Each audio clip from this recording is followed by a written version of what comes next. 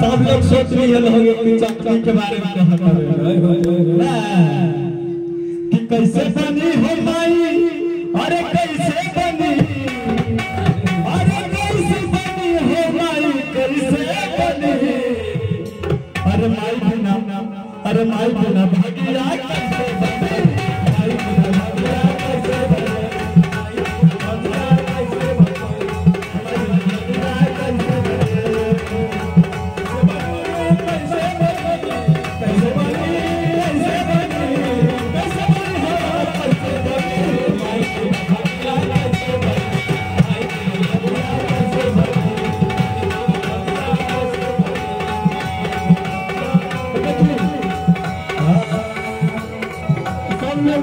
वाला गाना सुनने खाते सब चल रही है। हरे राम हरे राम राम राम हरे हरे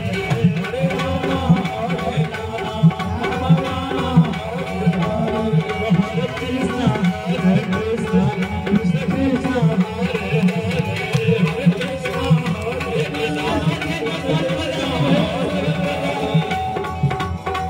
वाला नाम बोलो बोधिला वाला सॉन्ग बना हरे राम राम राम हरे हरे कृष्ण कृष्ण कृष्ण हरे हरे राम राम राम हरे हरे हरे कृष्ण हरे राम हरे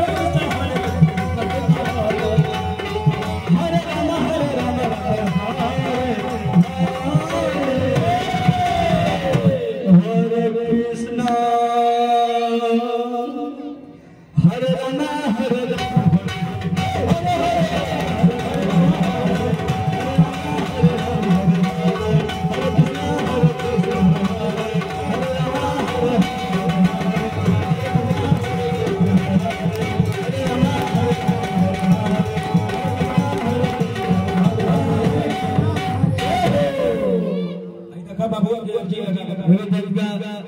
एक